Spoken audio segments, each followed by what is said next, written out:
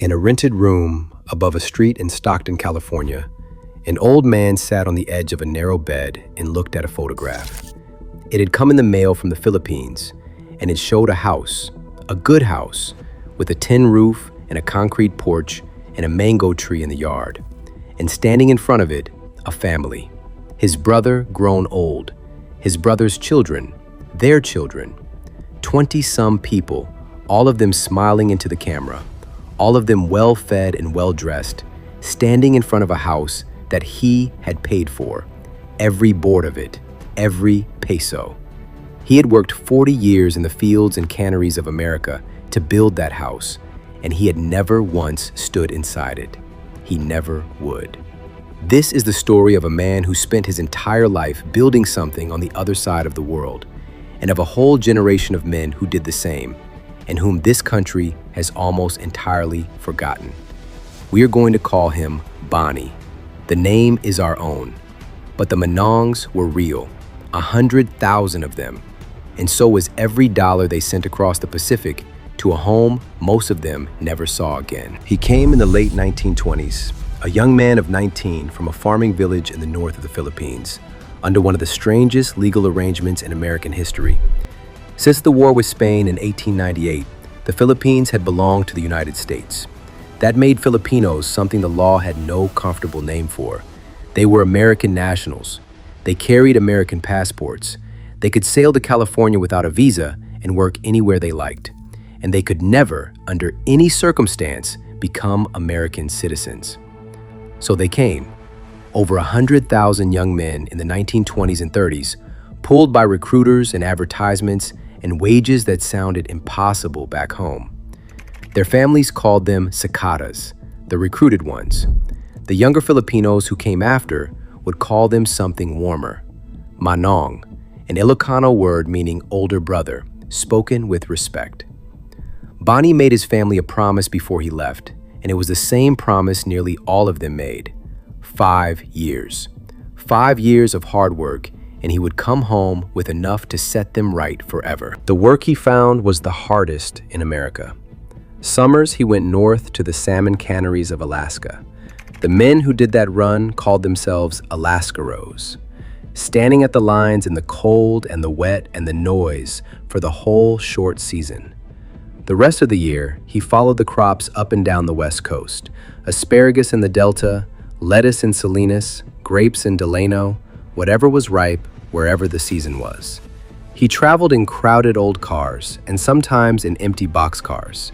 He lived in labor camps where the bunkhouses, by one description from a man who slept in them, closely resembled chicken coops.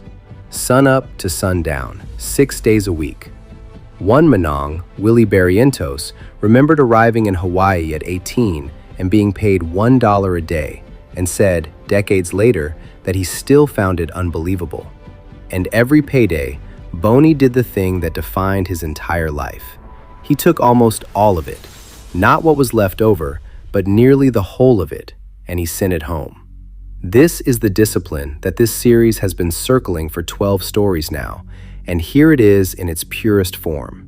Bonnie lived 9 men to a room. He ate rice and the cheapest thing beside it. He wore his clothes until they came apart, and then he mended them. He did not drink much, did not gamble much, did not spend on himself, because every dollar he did not spend was a dollar that crossed the Pacific. Most people save what remains after they live. Bonnie lived on what remained after he saved. That is not frugality as a virtue in the abstract.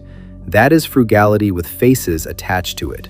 A mother, a father, a younger brother, and, in time, children he had never met. And the money did what it was sent to do.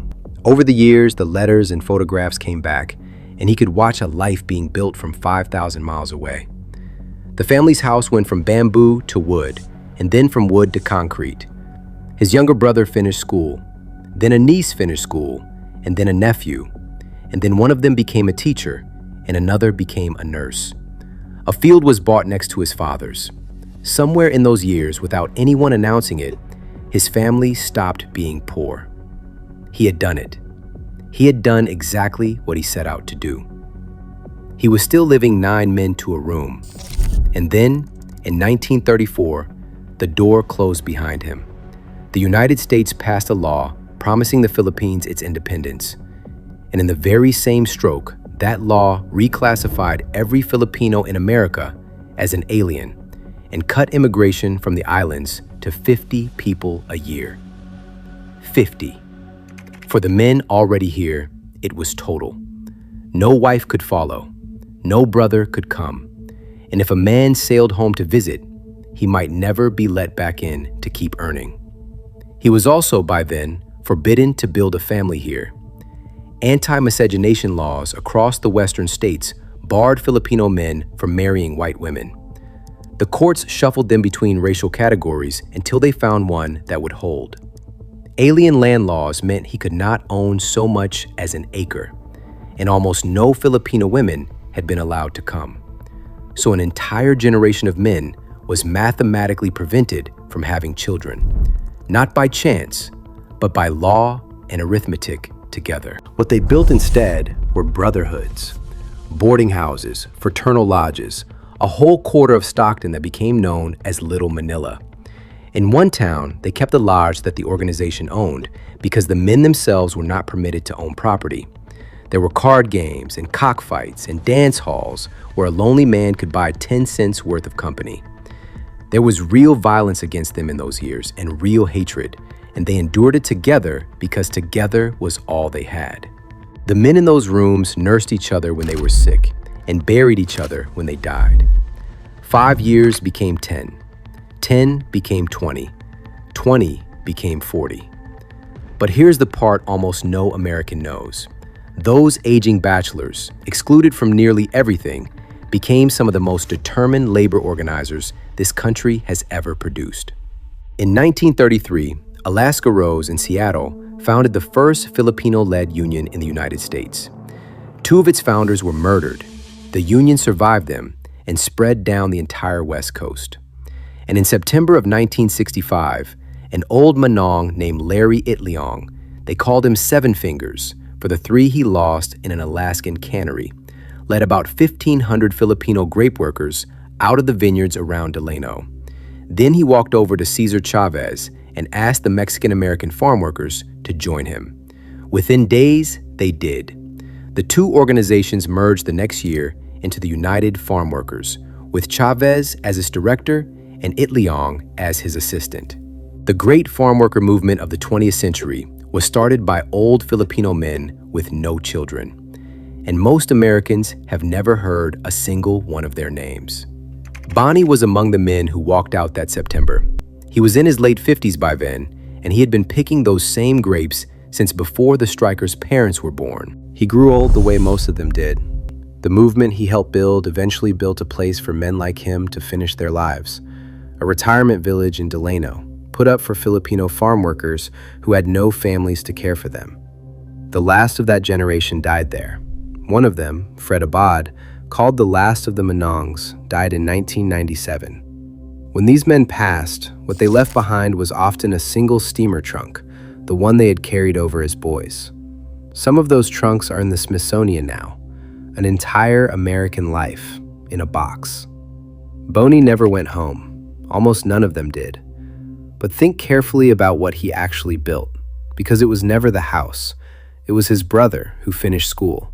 It was the niece who became a nurse, and the nephew who became a teacher, and their children, and their children's children. An entire family line lifted out of poverty by a man who stayed poor on purpose for 40 years so that they would not have to be. And here in America, he built a union, a community, and a movement that outlived him. He is the reason for all of it. And he is not standing in any of the photographs. That pattern he began has never stopped. Today, roughly 2 million Filipinos work abroad, and the money they send home runs into the tens of billions of dollars a year, close to 1/10 of their country's entire economy. The Philippine government calls them Bagong Bayani, modern-day heroes. Every one of them is walking a road the Manongs cut first. We do not know his real name. There were 100,000 of him.